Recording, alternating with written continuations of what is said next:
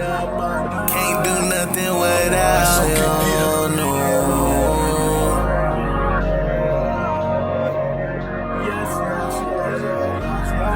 What's up, y'all, man? We back with another episode, man. Episode 5, man. Walking testimony, and this is powerful, man. So we're gonna just get right into this, man. Introduce yourself to him. My name is Rari. I go by Mixed by Rari, the owner of Mixed by Rari, and I'm here with my boy, Saab, man. Let's do it, man. So let's dive right into it, man. So kind of talk to me and talk to them how you grew up in your living arrangements. Man, I grew up in Sri Lanka, a third world country. Right. So it's an island on the coast of the Indian Ocean, and I came to America when I was 13. But the first half of my life, I lived out there, and yeah, man. Growing up, I grew up in a kind of like a violent, abusive household. You know, I grew up watching my mom basically get abused by my dad. Wow. You know, he used to have anger issues, and he would just try to take it out on my mom, and yeah, I kind of had to witness that all throughout my childhood, man, for a good portion of my life. And my mom, she had to leave, to a different country. Well, she had to basically leave Sri Lanka to try to get us out of there. Right. Because we was in a civil war for 25 years in Sri Lanka, which ended in 2009. You know, so it was a lot of people died in that war, man, and people can go look it up. It was pretty brutal. I just remember just everything was normal for us until I came to America and I tried to compare it. I was like, man, people in the United States got it good. Right. Because out there in those countries, man, we really had to struggle, just a lot of poverty and stuff like that. Yeah. So my grandma, she was trying to take care of me and my little brother, and it was pretty hard for her too because she was blind. So, and my mom, she was like in a different country trying to get us. At Right. first, she went to the UK, trying to get us up out of there, but it didn't work out. So she had to come back to Sri Lanka and spend a couple years with us, And this time around, a specific event happened to us that helped us kind of get into the U.S. Because at first it seemed like, oh man, this bad stuff happened to us, right? But God, man, He works in so many, in the mysterious ways. His timing is perfect. Sometimes you might not understand it because you're looking at it from your perspective, Right. and you're not going to understand it, right? Mm-hmm. So when it happened, I was like, oh, man, like I was scarred as a kid. Right. But now looking back at it, I'm here because of that. Right. So yeah, man. So one night, I was at my grandmother's house. My mom was there. Right. I was with my little brother. He's 2 years younger than me. At the time I was probably like 8 years old. My brother was like 6. We were still very little. Yeah. It was around 8 p.m. I remember we was watching our favorite TV show. A local TV show that comes in a Sri Lankan channel. Yeah. And somebody knocked on the door, so I went to see who it was, man. And as soon as I opened the door, it was just three men with all black, Wow. and a gun in my face. Yeah. So first thing I do is out of shock is just run to the back of the house to check on my grandma. Mm-hmm. When I went to see my grandma in her room, there was already another man came from the back door. He came in there and cut off the telephone wire line so my grandma couldn't call the cops. So I ran back to the front. As I'm running back to the front of the house, I see 3 people grab my mom outside. Right. And I tried to turn around and check for my brother, and this man picked me up, man. There was another man in all black, tall dude. He picked me up, take me into the room, and my little brother is crying. He's like scared. I'm crying too. Right. So he grabbed both of us, real tight, and got duct tape and tied us our mouths. They put duct tape in our mouths and like tied us up together so we couldn't move. And they stole everything in the house, and I heard like they beating up my mom outside because she was What? trying to resist, trying to get back inside to get us. But yeah, they broke her ribs. Wow. Yeah, and they Wow. yeah, they put bruises on her face and everything, and they took everything in the house. And after they left, we called the cops, and she had to file a report. They couldn't find who did it, Right. and then I was shocked, man, at the time. But that situation right there helped us to seek asylum and get our visas to come to America. Right. Okay. Okay. But when it happened, it was just like a traumatic event. We didn't know what it meant, Man, But my mom used that situation to kind of get us over here. that's crazy, bro. Yeah, but she came to the United States and she had to wait for another like 4 or 5 years until could get back.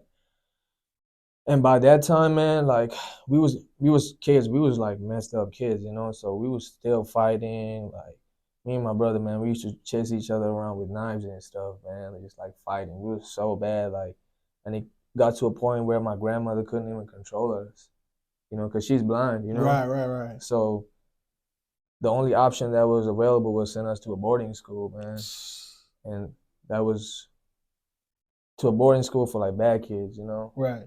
But so they ended up sending us to this boarding school, man, where like we had to spend like 2 years there.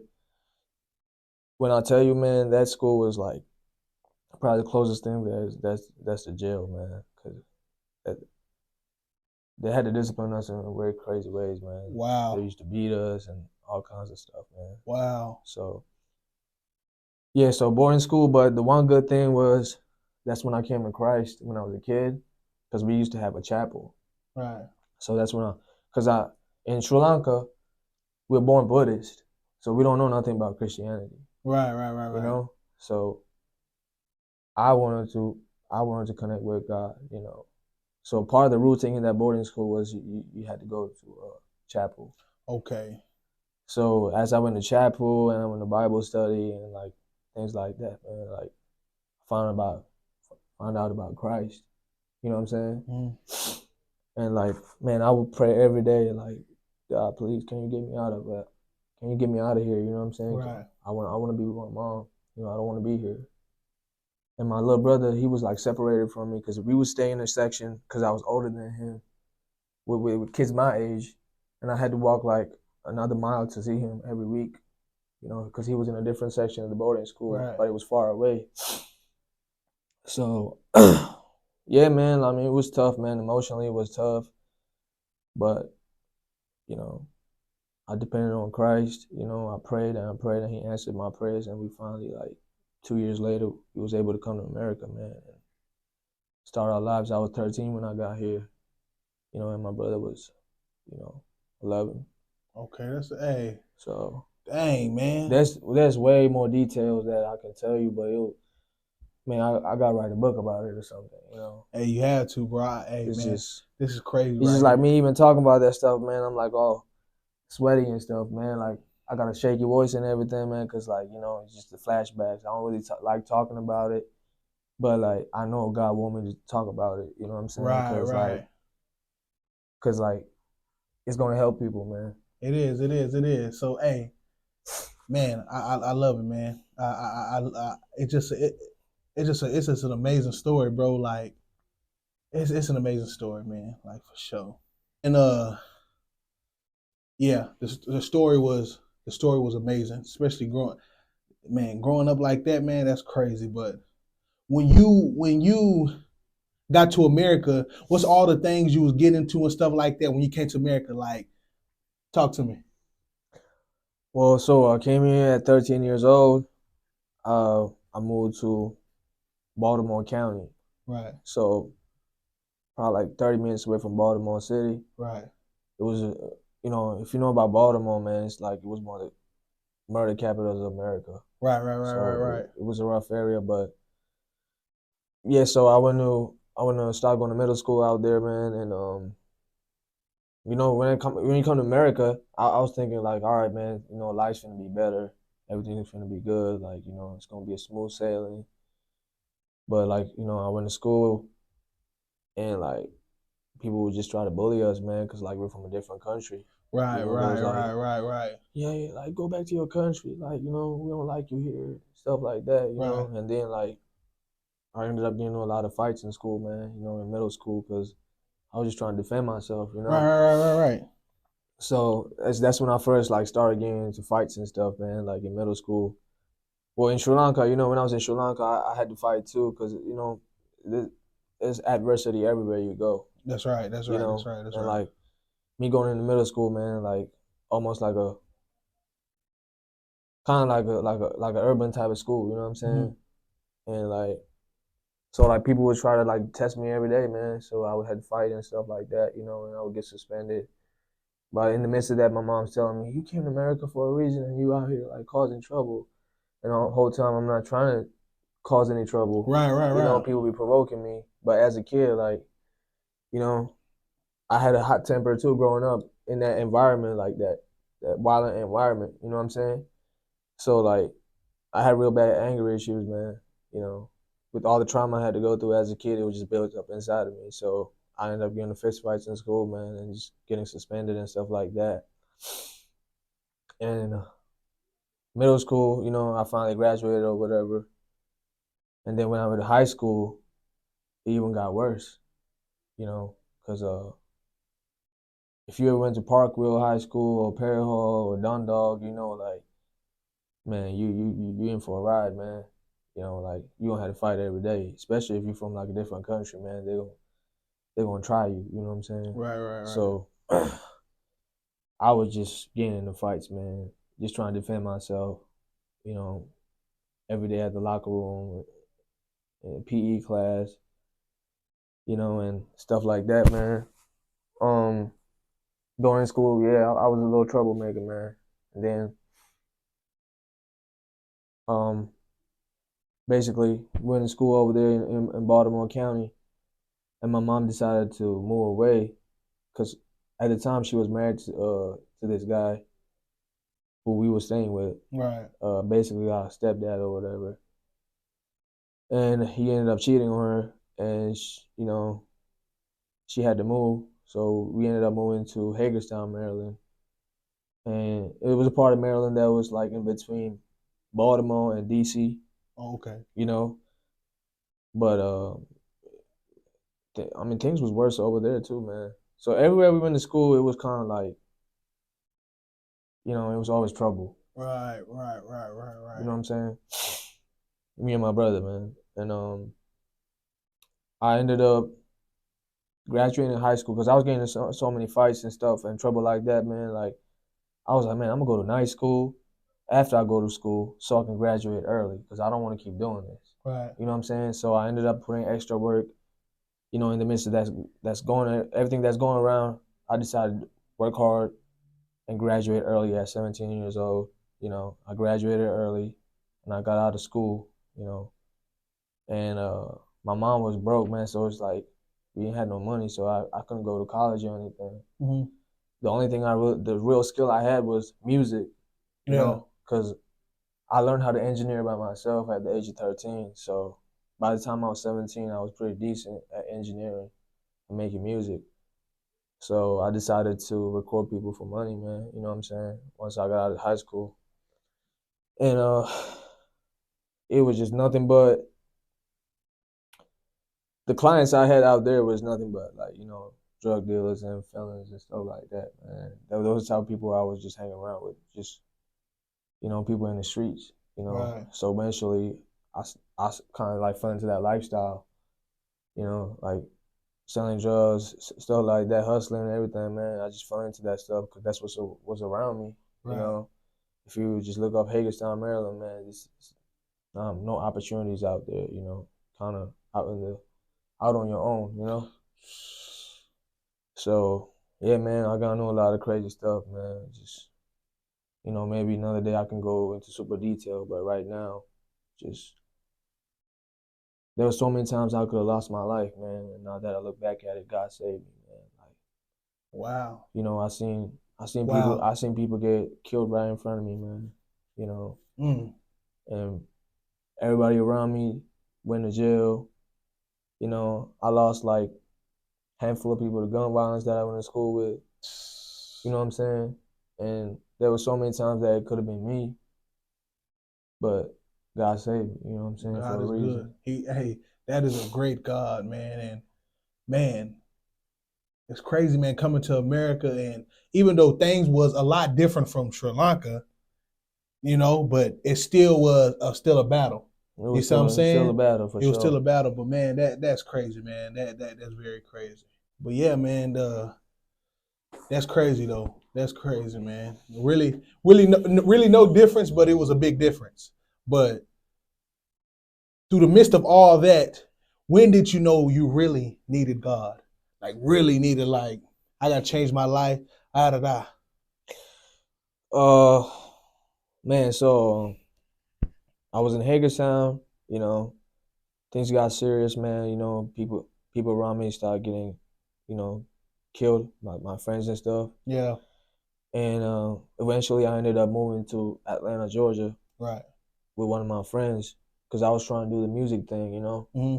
because Atlanta is known to be a good popular spot for music if you're Right, trying right. to make your career as an engineer or whatever. Right. So I moved there with one of my friends, man, and even though I got away with all the stuff that I did, when I was younger, my past caught up to me, man.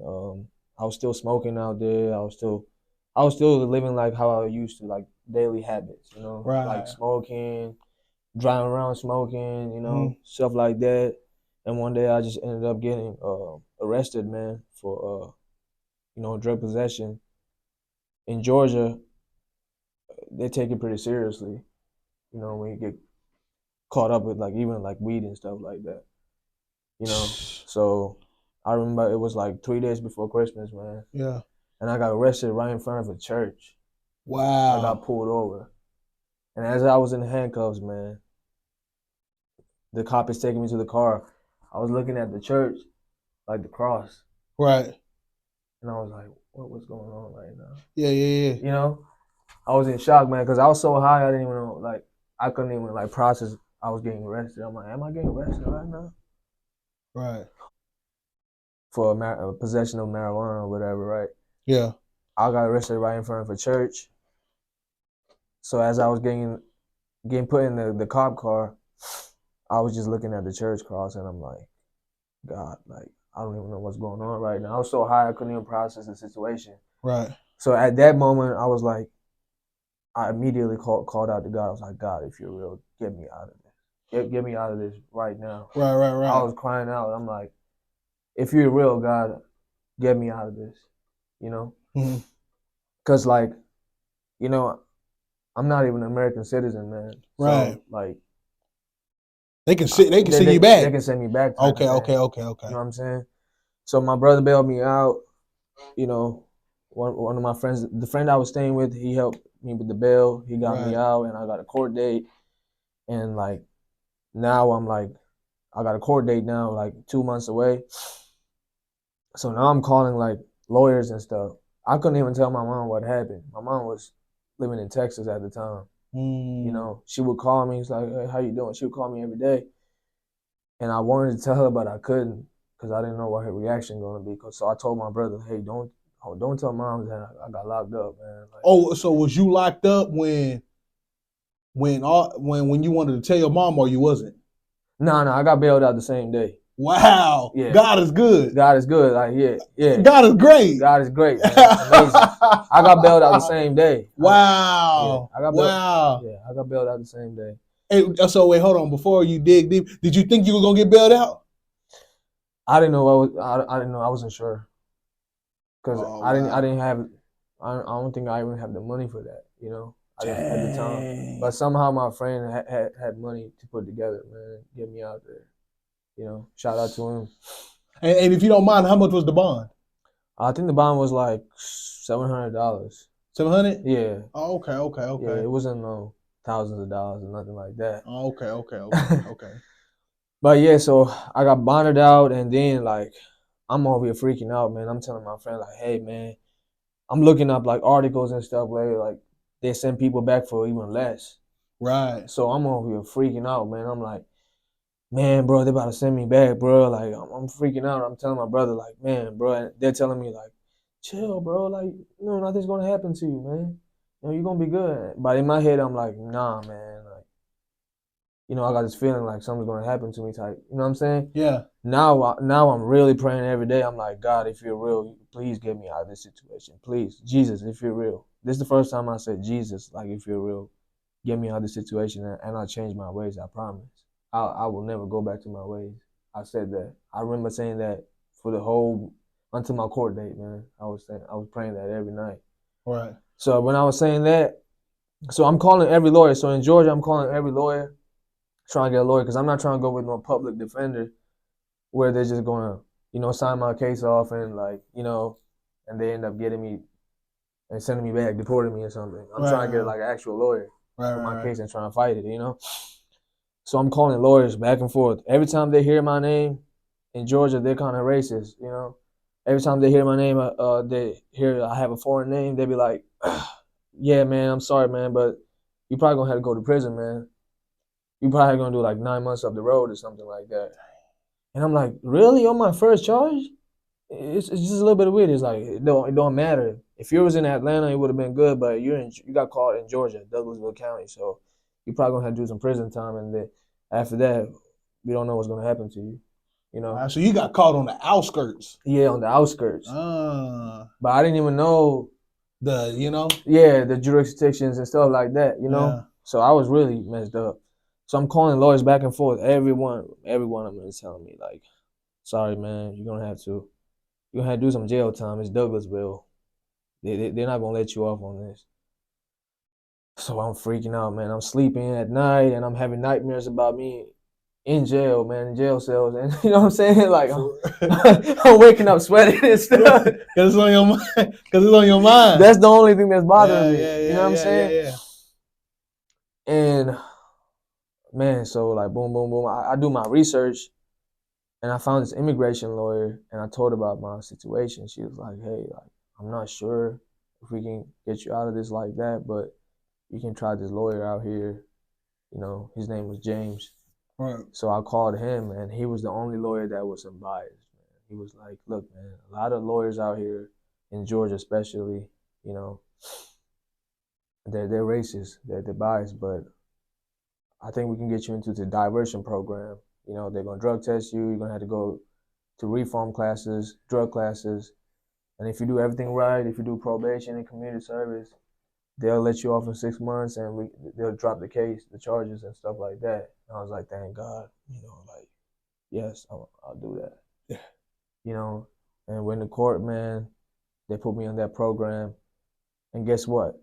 In that program, bro, I had to go into a church to talk about what I was going through. Right. The drug class was at a church. Right. And I was talking to a pastor. Right. And man, every time he was talking, it would just hit me. I'm like, man, I was talking to people who had other problems and stuff, and I'm like, I would go to the church every day, like every 2 days out of the week, I would go there and sign in to get my hours in, So, long story short, I did everything right. I was on probation, community service. I did everything I had to do, and they let me off, and they dropped the case basically. Wow. And I ended up, they ended up like clearing it off my record and stuff like that. Dang, Jesus, man, and I went back to that prayer. I was saying this all these months, like, God, if you're real, you can get me out of this. And when it happened, I was like, yes. You real. Yeah, you real. And I'm like, maybe it's a coincidence. And I'm like, nah, that ain't it. No way. I'm looking at back all the times, like, people done got killed in front of me. All the times, like, I could have went to jail, this and that, and I got in trouble and he got me out. All the times I could have died in Sri Lanka, I'm here. Wow. Everything is just clicking right now. You know what I'm saying? It's like God was giving me clarity, man. And when that happened, I was like, I stopped smoking. I cut off everybody I had connections with from back home. Like, it was a slow process because I was still rough around the edges, you know. No, for sure. But sure. it's just like I stuck to my word. I was like, told God I'm gonna do something. I was like, I'm gonna stick to it. I'm never gonna go back to my vomit. You know what I'm saying? But that was my mindset. I was like, I'm gonna do better. You know what I'm saying?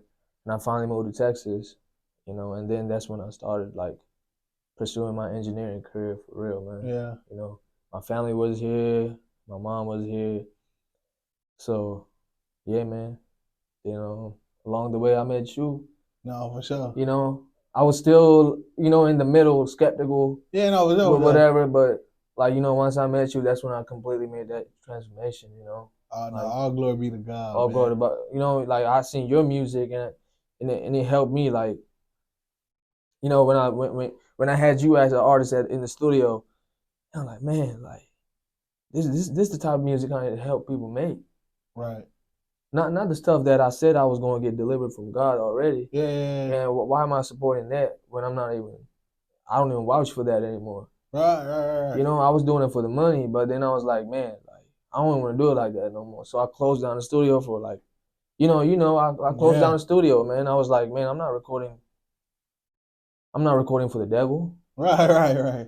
You know, they're talking about shooting, killing, guns, drugs. I'm like, that same stuff that I got delivered from. I'm not finna record you. I don't care how much money you give me. So that's when I started focusing on boxing and stuff like that, you know, and then, you know, now we're back here, you know, Faith Ave Studios, you know, I'm going to help the kingdom, you know, I'm going to give the sound out, you know, my gifts and talents God gave me. We're going to glorify God, man. That's what I'm trying to do moving forward, you know. Amen. I love it, bro. And that's it. That's the short version, man, you know, just even though I had a hard time getting it out, but that's what it was, you know. Man, that is great, bro. And I love this whole story, bro. And you know, God got so much in store for you, bro, along the way, bro. Like something you can't even imagine, though. You know what I'm saying?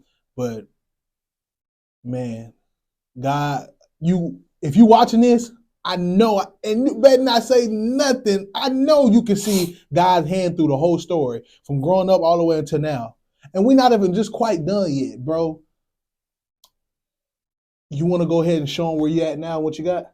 Yeah. Let's do it, man, for sure. Yeah, man. As y'all know, Mixed by Rari, man. We started at the house at my home, you know, and I eventually had to move out because I had too many people coming through. And it took me a while to get the spot, but now we have our own spot, you know. Hey, God is good. That's what I need right now, but we're going to work our way up, you know. So I can come around. We're at number 3. You know, it's a mixing room, but all we did right now was like paint the room, put carpet, and move my stuff in. There's a lot more to do, man. So this is the base, this is the foundation right here. But when I'm done with it, man, y'all gonna see what's up, you know. But Faith Ave Studios, man. Hey, look, man, it don't matter how bad of a past you had, where you come from. I come from the bottom of the bottom. You can do it, man. You can do everything through God. If you ask Him to guide you and do His will, you know, and He'll show you the way, man. It might not be like the first day, the first night, or the first week, but God's timing is so perfect. He's gonna let you know. And this might not seem like a lot right now, but where it's going, I know God got a bigger plan for me, man. So you just gotta have faith. You gotta keep going in Jesus' name, man. You can accomplish everything, anything.